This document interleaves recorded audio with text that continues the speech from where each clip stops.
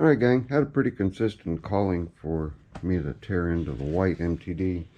26 horse Briggs Intech. I don't believe the hours. It says it's 106 hours or something like that. I don't think that's right. Not as much wear as I'm seeing in different places. So, first thing I always do, yank those blower housings off and make sure that we don't have any critter nests in there. So that's what we're going to do right now. And loosen.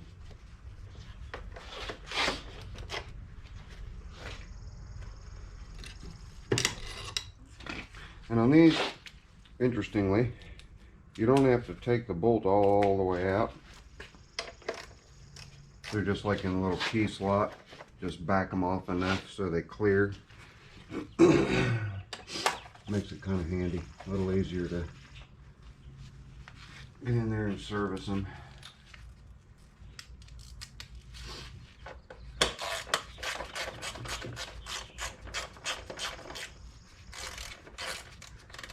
Excuse me. Not sure what kind of oil filter's on that thing. Almost looks like a hydraulic filter. And I already put a good battery in it.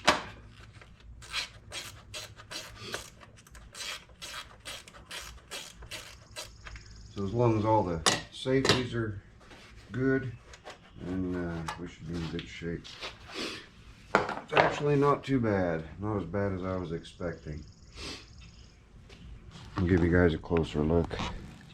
See, we can still see through our passages, which is nice. Got a little bit of a clog in the back side here, but that's all right. We'll take it. And the fuel tank is empty and the fuel line was off, so I'm just going to put a host tank on it, and we'll see if that host tank will allow this thing to come to life. But I'm going to do a little bit of cleaning in here first, and then we'll get back and we'll attempt to start this thing. So hang on. Alright, all I've done is just clean underneath the blower housing. Check the oil. Keep my hands covered because of my finger. It's healing good. See what we got. Oh yeah, there's enough started. Okay. Got a good battery in it. I have the hydros disengaged right now. To make sure.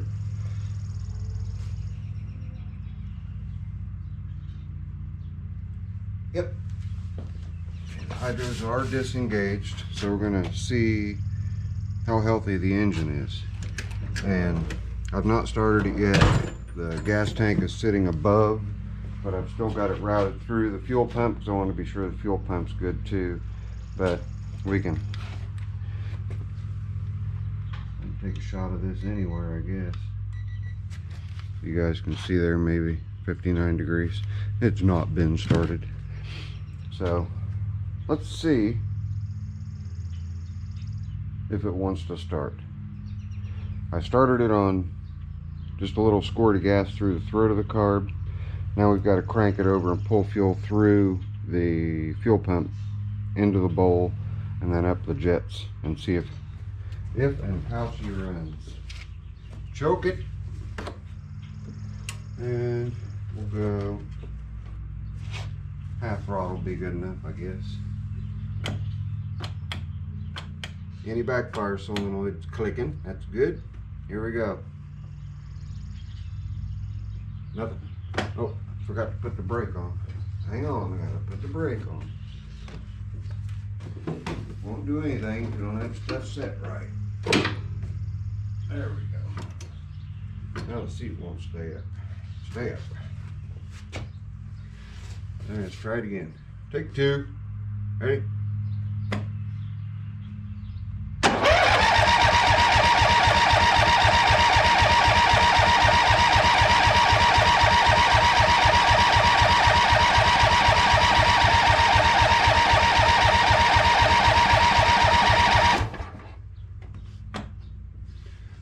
give it a head start and squirt a little bit of gas down.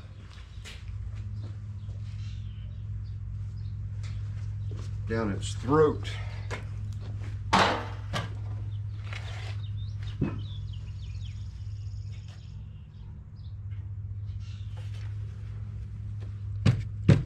Alright, let's see what happens.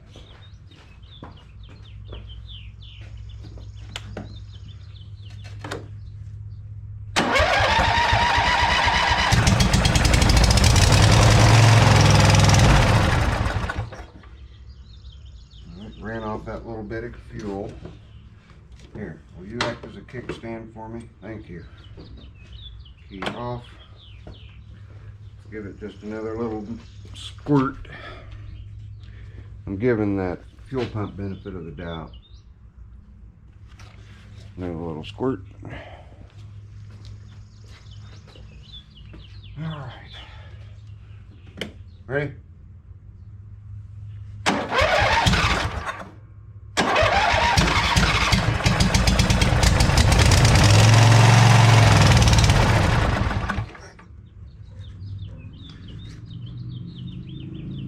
Still giving it the benefit of the doubt. I'm going to keep adding a little bit of fuel to it.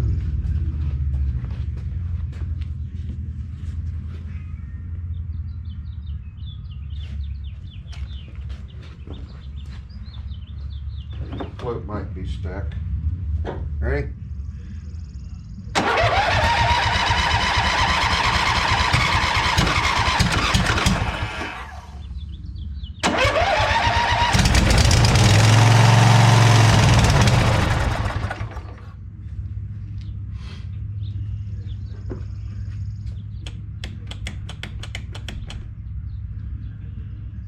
I think I will give the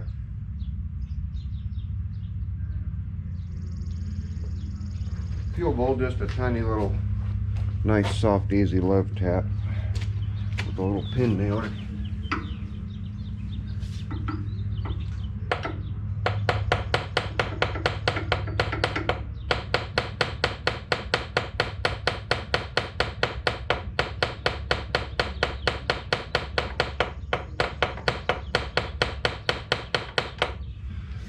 And let's give it just a little more fuel.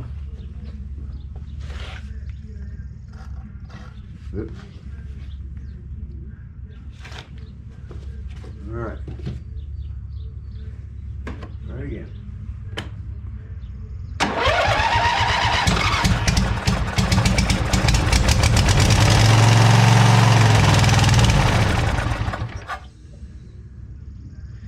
Yeah, it looks like we might have to get into the carburetor, or the fuel pump is not doing its job. It's one of the two. So now I will bypass the fuel pump and see if it'll run off the tank, and that'll tell me if it's the fuel pump or if it's the carburetor. So I'm gonna get that switched around, then I'll turn you back on. All right, all we're doing now is just bypassing the fuel pump, running directly to the carburetor. Let's see if she'll start now. I'll go ahead and give it another little tickle. I don't know if I'm gonna need the choke or not. We'll see.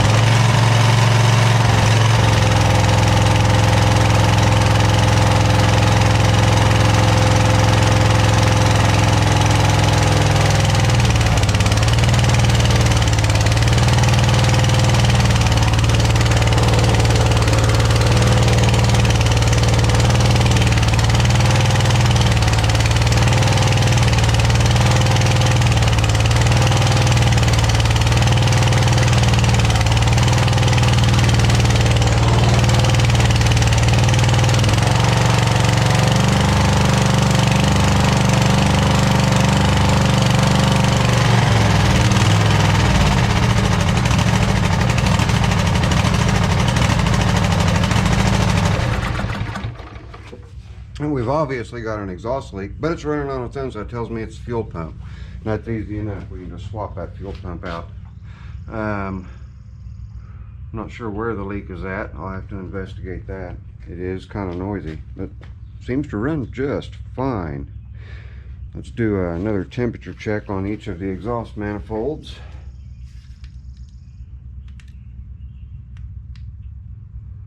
$157.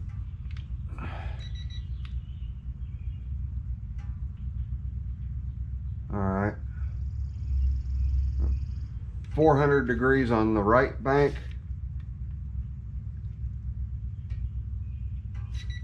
153 on the left. Tells me that side's not firing. Just when you thought a tool that doesn't even have to touch the machine can't diagnose, you find out that it can. That's right. Just a little laser thermometer tells all kinds of stories. So it could be bad spark plug, or it could be the diode wire that runs between the two cylinders. This engine does not have a sacrificial spark like an opposed twin would have. So we'll take a look and see what this plug looks like. Hopefully it's just a fouled plug.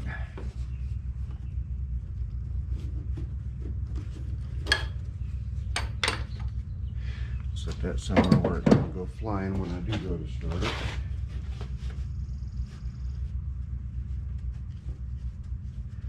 See what that plug looks like. It's got some heat in it, so it's like it's trying to fire. Yeah, I would call that fouled. Let me clean it up, throw it back in, see if we're firing on both cylinders. Hang on. All right, let's start her back up and see if we get some heat down here on this side.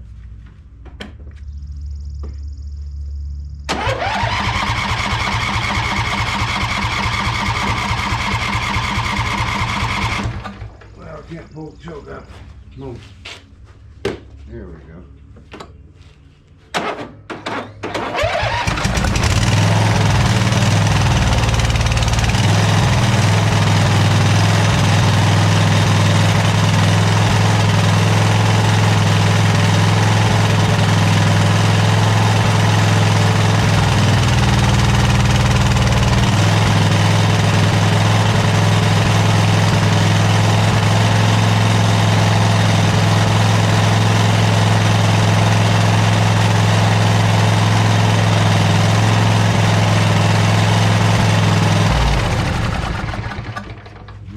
Now let's check our temperatures. Over here, I've turned this laser on every time. It's kind of a pain. Alright, 475, 437. So it's just a bad plug. That's what it seems like, but it's still running kind of funky. I'm going to give it a chance, run a little bit of carb cleaner through it, and see if it perks up. So I guess the next thing we want to check is to see if our hydros are good. So we'll do that next. Hang on. Alright, I haven't been saying noise alert, but we're talking small engines. There's always going to be noise. Let me fire it up. Got the gas tank secured on the fender over there. I've got the hydros re-engaged. Let's see if this thing's going to do what it's supposed to do. Move back and forth.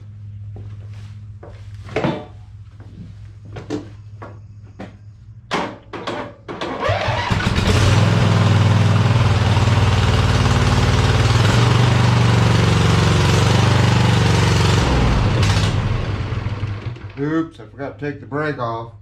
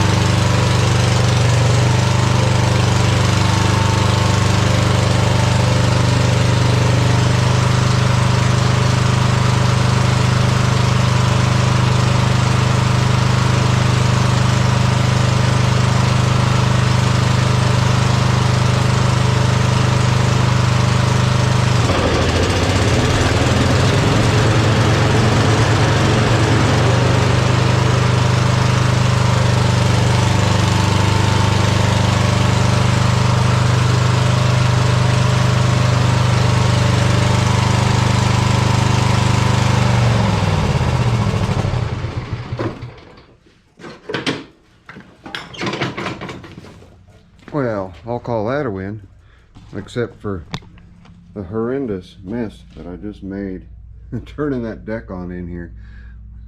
I cleared all the broccoli out of it. That was funny. Okay, now I've got 3 tires to seal up. I have to seal this tire, that tire, and the tire on the other side. But everything else seems to be working. This is a minimal effort flip. I've got money in it. I just want to get my money back and a little bit from my time, and I'll be good with that. So I've got to get that wheel sitting right there welded on. You guys have deja vu. Yeah, I just did a deck hanger the other day. And we'll lift it up, clean the rest of the broccoli out from underneath of it, do an oil change on it, stuff like that. But let's get these tires sealed up. And I'm actually kind of surprised that it kicked off and came back to life and is doing okay. I will, like I said, need to go run some carb cleaner through that. So I think what I'll do is just take it out and run it with some carb cleaner, see if things don't clear up. Then after it cools down, I'll see what's going on with that exhaust leak. I'm pretty sure it's muffler related because there is baling wire holding that muffler on. I think that it's just blown itself out the back where it's supposed to be bolted in. It's not. So as you guys can see, it's just kind of floppy. I do have a couple more. I have another one sitting right here, as a matter of fact, and this one's in really good shape, so we may stick that one on. I've got a couple more besides that.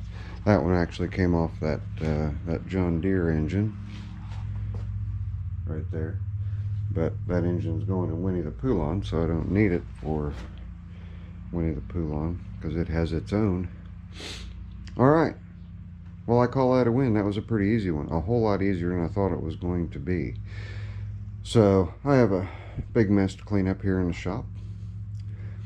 You guys can look back in my older videos for tire repairs. You guys can go back for all kinds of Vanguard repairs and Intech repairs and L-head repairs. And I do need to confess a big error, and I was in the comments kind of dead set that I was right, and I wasn't. The 8-horse that I took apart, 2 things. One, a cam with a compression release is going to look, and it should have dawned on me when I saw it. I know I saw a cam in here with the compression release on it,